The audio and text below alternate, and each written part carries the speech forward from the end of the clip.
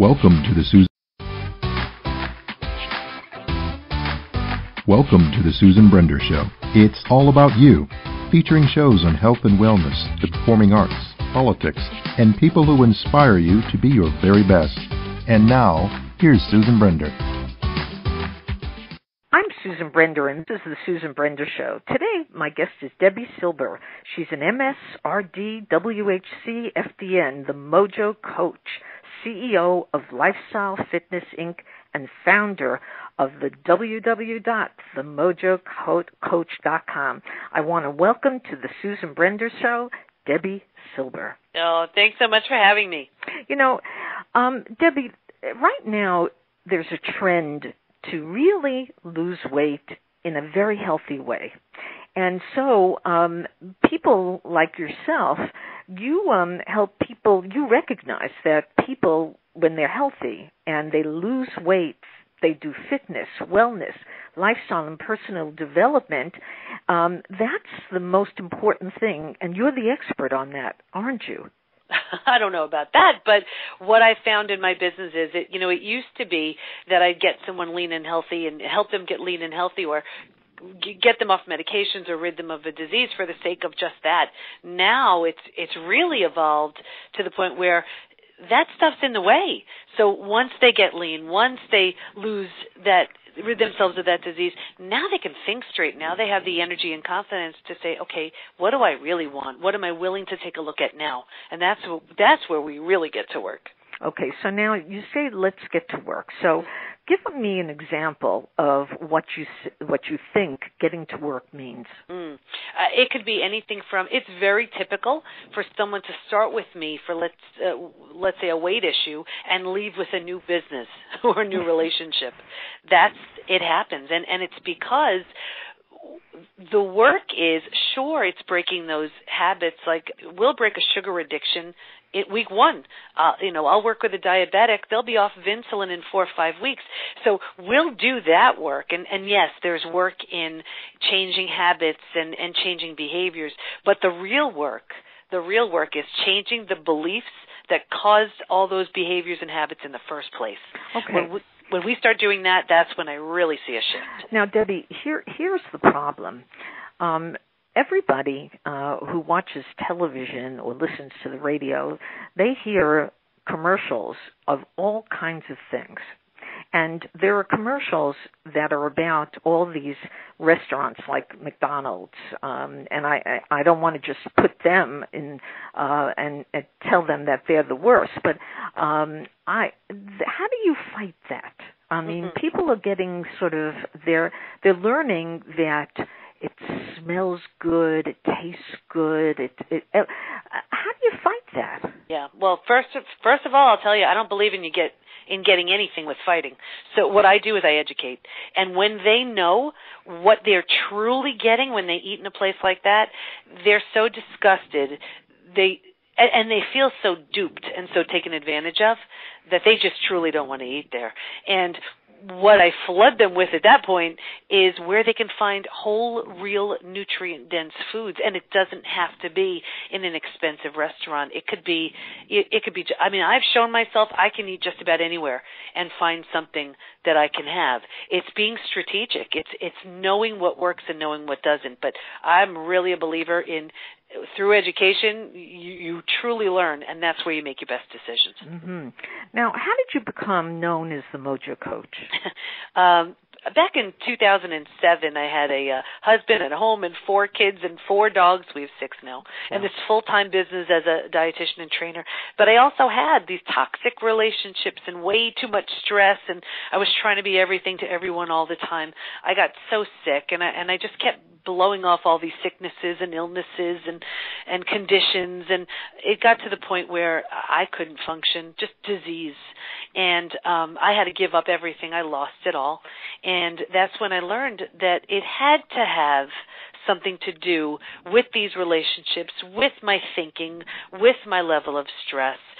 So I had surgery, and while I was healing, I changed it all. And when I did, I healed from everything.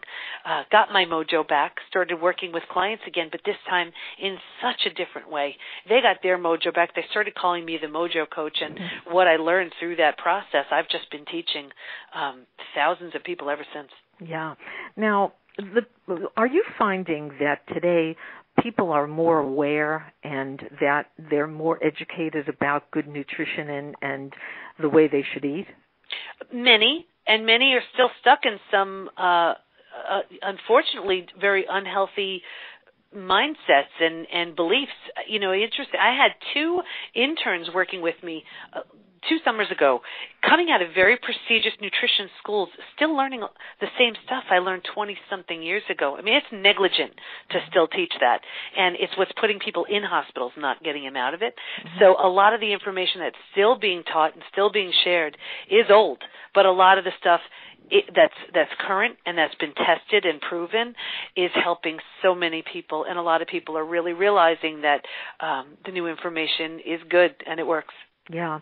Now, I understand that people, like you just said, are learning and understanding much more. But tell me, what are the greatest obstacles people face preventing them from creating change? I would say one of the biggest ones is fear. And it could be, there are so many different types of fear. It could be fear of failure. Let's say you've tried something many times. You're afraid of taking it on again. It could be fear of success. What will your life look like if this does work? If this does happen, how will it shake up the people around you? And a big one, fear of the unknown. It will stay with what's familiar and comfortable, even if it stinks, because it's so familiar. Yeah. Now, I heard you just before talk about the way people think and they eat and what they learn. And the fact of the matter is that in medical doctors, when they're students, they don't really learn a lot about nutrition. That doesn't seem to be what they offer people who are becoming doctors. Isn't that a terrible thing? And what would you say to medical schools? I mean, come on, it's time, isn't it? Well, it's only a terrible thing if that's where you're going for your nutrition advice. And that's where it's a terrible thing. Doctors have so much information that they need to learn, but clearly that's not their area of expertise.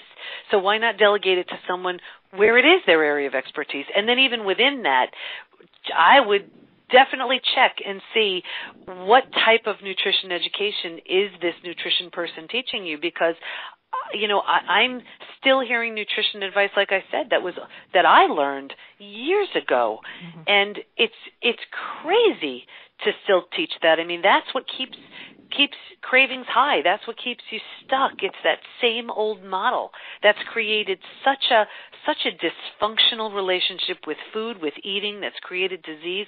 And it's crazy not to take a look at that and see how there are some amazing health experts who really can help you get the job done if you just choose the right ones. Mm-hmm. But it's I think this is a fact that when people go on certain diets and they try to go to a nutritionist or a dietitian, their insurance doesn't cover it. Mm-hmm. And so people are just not very enthusiastic about going to the people who know the best and the most. What do you say to that? Well, if I understand, if it's a financial issue and you really just need it to go through your insurance, like I happen to be a dietitian, but it's not the way I run my business. I'm happy to write something on my letterhead if someone wants to submit it. They're welcome to. But that's for me. If that's the criteria, sure, you have to be careful with who you're working with, because they may know or they may not know. But the bottom line is, there's so much quality information now that if you do your research, you may not have to go see anybody, but at least if you're going to, make sure it's someone who knows. Like I have people, that's why a lot of people I have private label nutrition bars and shakes, mm-hmm. and people just sign up on my site at themojocoach.com, and this way they get information they can trust. They're not spending anything on my site or reading my blogs, but mm-hmm. they're getting at least quality information. That's been researched. It's not. I'm not just winging it here. Mm-hmm. No, I hear you. Now, talk about some of the things that you just spoke about, the kinds of things that you offer. My signature program really is a 5-week, and it's a group teleclass because I have people from all over the country. And what that's about, these are really the greatest areas that we struggle with, and each one of them can take us down. You know, I was a perfect example of someone who was eating well and who was exercising. But you know what? If you don't have those other areas of your life strengthened, it's like I always say, you know, 4 legs of a table. If you knock out a leg of that table, the table will be shaky and unstable. We're the same way. If we neglect any of these other main areas of our lives, we're going to be shaky and unstable, and we're not going to be at our best. So I really focus on those to give this complete holistic picture of the things that we need to be our personal, professional best. Now, what about things like vitamins and minerals and all these pills that people tell us that we need, vitamin D, vitamin C? I mean, what do you think about them? Yeah, well, at first I would say where's your health? Because sometimes they can do more damage than good depending on where you are. I would say, what's the quality? If the quality is poor, that's creating more of a stressor on your body. You're better off without them. If you do need some additional support, the quality needs to be there. And I would say don't bother with anything that isn't professional nutritional grade. If I'm recommending supplements, it's through companies that only as a health expert I can offer. I wouldn't suggest just going to a local wherever it's near you and just picking something up. You have no idea the quality of that, and it becomes expensive and a complete waste of money.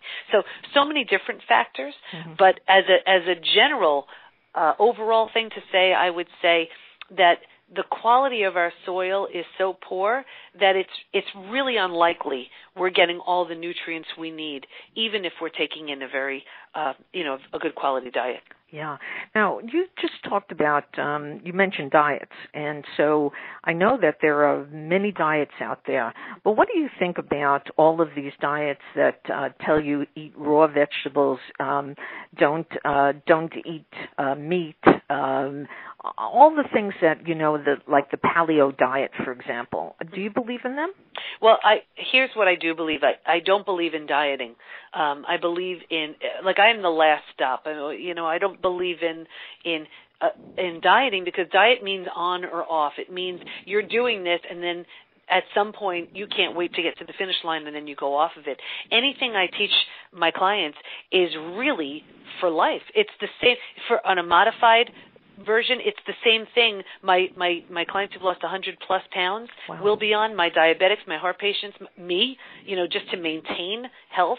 It's whole, real, nutrient-dense foods that serve you, that you can have for life. So the whole dieting thing I just don't believe in. But there are certain, diets, if you call them diets, that serve others better than. But we're all individuals, so it varies. But the whole idea of dieting, I don't believe in at all. Yeah. So let's sort of change the conversation for a moment. How do our relationships impact us personally and professionally? Oh, that's huge. Our relationships can make or break us. They actually strengthen or suppress our immune system. Support and just the strong supportive relationships actually help improve our immune system, and negative, critical, judgmental, pessimistic people suppress our immune system. So it's not just that these people are making us feel good or bad. They're actually helping or hurting our health. And we know, when we have these negative people in our lives and then we start believing in what they're saying, in that negativity, well, we show up a certain way. And my own personal example, when I cut the ties to my toxic relationships, I started becoming someone I had no idea I could become. I started doing things, accomplishing things, being someone that never would have shown up had I continued to believe everything I was hearing about myself. Yeah. And what about the brain? How does that function to create a person who is either healthy or sick?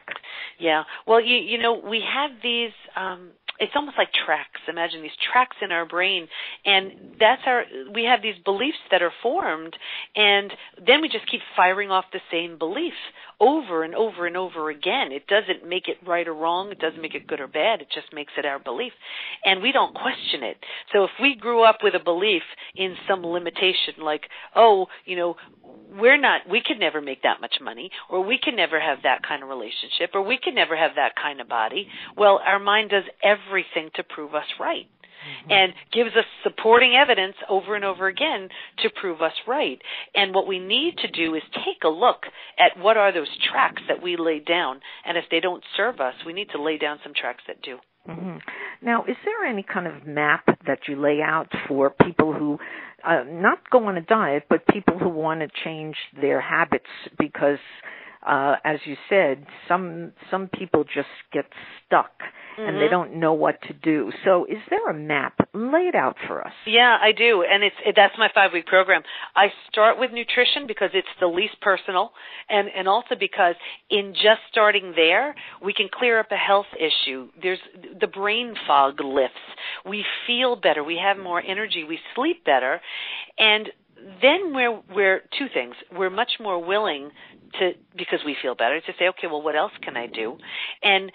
And we have the energy now to support it. And then later on, when we go a lot deeper, I can look back and say, oh, do you remember when you nailed that sugar addiction the first week you did this? Or do you remember when you got off medication after just 2 weeks on these nutrition changes?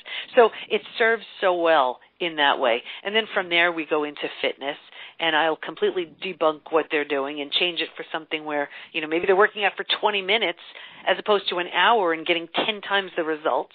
Mm-hmm. And then we go into things like mindset. Now we go after the beliefs and the behaviors, and then we'll go into, there's this activity where they see exactly who they're meant to be at their physical, mental, and emotional best, and then we sort of track back and say, okay, for that to exist, what are those steps that you take in order to become that? And I teach them how to think, act, behave, react as that version of themselves. And then we go into the lifestyle issue, which is the topic, which is all about stress and relationships and toxicity and sleep. So we're covering a lot, but it's a game changer. Now, you're a speaker, a consultant, and an author of 2 books. So tell us a little bit about what are the names of your books and what are they about? Sure. Well, the first one was really right after my experience. I felt like I learned the secret to lasting weight loss, fitness, lifestyle, and I had to share it with everyone. So that came out. That's sort of dated now. That's 2008. But my second book it's called A Pocket Full of Mojo, and really what this is, it's interesting how it's been used. I do some corporate wellness, and I'll go in and always ask them what they've done, and they'll tell me these about these really expensive programs that, unfortunately, a lot of them fall flat because the healthiest and fit participate, and the ones who could benefit from it the most are left behind. So the book is very often used as this wellness tool. So the diabetic, the heart patient, the obese, and the athlete it's just 365 tips. They can flip it open, read a tip, get on board, changes the culture. Everybody is doing what they can, and it serves them. And just for the regular person who's not in a company, you just flip open a tip, and it's either body, mind, image, lifestyle. There's something in there that if they do it, it'll bring them closer to what it is they're going for. Yeah. And so we know, based upon what you said, how to create and maintain success, but it's not always so easy in this kind of fast-paced technological society. Now, do you think technology, and speaking of that, do you think technology is a good place for us to learn about all the things that you just said? Yeah. It can be great. There's no easier way to get information, but how much information and the quality of information we have to be careful about. And for sure, we're so overloaded with information. It's coming at us all the time. So we really have to just be strategic with how we use it. Mm-hmm. So, okay, so now here's another thing I want to know. A person comes in to you and they are like 100 pounds overweight, and they've been watching television, which sort of all these cooking shows, all these shows about health, and they're getting all kinds of mixed messages. Because, you know, you listen to something like Dr. Oz, and they're telling you to take this, take that. And so what do you say to that? Because there's Dr. Oz, for example. I mean, I think he's a great guy, but the reality is that he's giving the audience, his audience, all this information, and do you believe it? Is it real? Is it possible that it can be dangerous to one's health? Mm-hmm.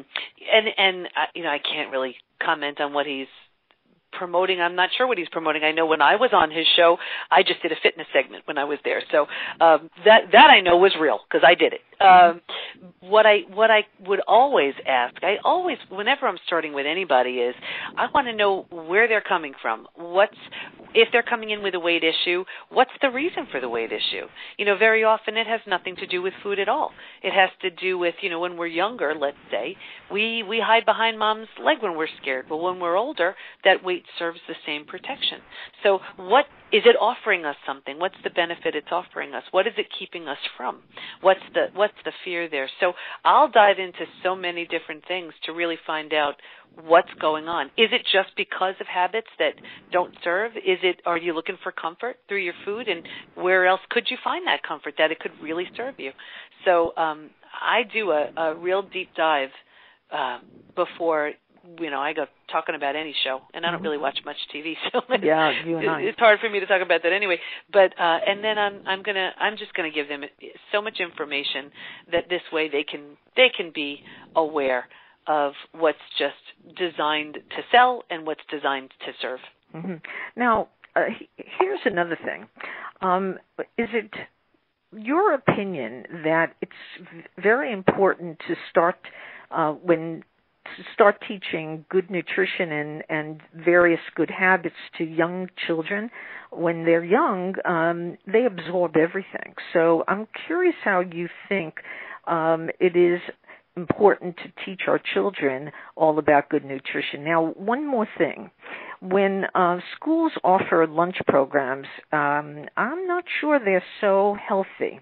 So what's your opinion about that as well? Sure. Well, I have 4 kids, so I can share from personal experience. Of course, the sooner you can get your kids involved in healthy eating, the better. But as they grow, they're going to make their own choices. But if they have a strong, solid foundation based on what is nutritious, delicious fuel, it'll serve them. The problem that I have is, well, of course, you know, my kids are older, so 20, 19, 15, 14. So what I taught them was based on, let's say, the low-fat craze, which we know now. Nothing's gotten us sicker and in worse health. But now I've retrained them. Mm-hmm. And then, of course, then they become teenagers and do what they want. So, but it sticks. You hope the important stuff sticks. So the sooner you can get good information and good habits into your kids, the better. As far as school lunches, you know, I think they're doing maybe the best they can with what they have, or with limited information or limited knowledge or limited funds. Mm-hmm. And if we can supply our kids with some healthier options, then all the better. And at least if we can't give them lunch, having healthy options when they come home and for the other meals that they're eating throughout the day helps. Yeah. And what about men and women? Is there a difference between they lead their lives, the way they eat, the way they exercise? Oh, everybody's completely unique, from one woman to the next and one man to the next. But there are some habits that truly don't serve anyone. You know, like, for example, years ago, and I know in my master's program I was taught, grazing. You know, we used to think grazing is so good throughout the day. Now think about it. Who grazes? A cow grazes. We're not meant to graze. Mm-hmm. We're just not supposed to be eating that way. And if we're eating healthy, real, whole nutrient-dense food, we're not hungry every hour or two, and we shouldn't be. So that doesn't, it's things like that don't serve most of us, and other habits that truly can. I'll tell you, Debbie, I had a guest on my show. His name was Mr. Joseph, and he owns a company called Chimp Foods. Mm-hmm. So when I showed the label for the food, people thought it was for chimpanzees, but no, it's for people. Now, here's what he said. He said, if you're an animal, and he named all the animals, he said, they don't get sick. Because they eat nuts, they eat veggies, all kinds of things. No way do they ever eat meat or anything like that. And he said this is the kind of diet, and he doesn't call it a real diet, but this is the kind of a pattern of food that people need to indulge in, not what they eat, all this, all this carbohydrates and various other things. Your opinion about that? I mean, I think the idea of eating a lot of vegetables and eating a lot of nuts, that's wonderful. But it serves many people to eat healthy cuts of protein. Where if they don't, they may be exhausted. They may not feel well. Others feel great. That's where it really depends on, may really depend on the person. But if they are choosing protein, what's the quality there? Think about it, just a cow. If someone's having beef, that poor animal can be injected with something like up to 20 hormones and antibiotics just to have it safe for human consumption. So we have to be very clear on if we are choosing to eat protein, what types and what quality. And what about organic? Yeah, well, it's, there are organic fruits and vegetables and then organic meats. And, with a lot of people, it comes down to budget, and others it may not be an issue. And people ask me a lot, they'll say, well, what's more important, going organic with my fruits and vegetables or my meats?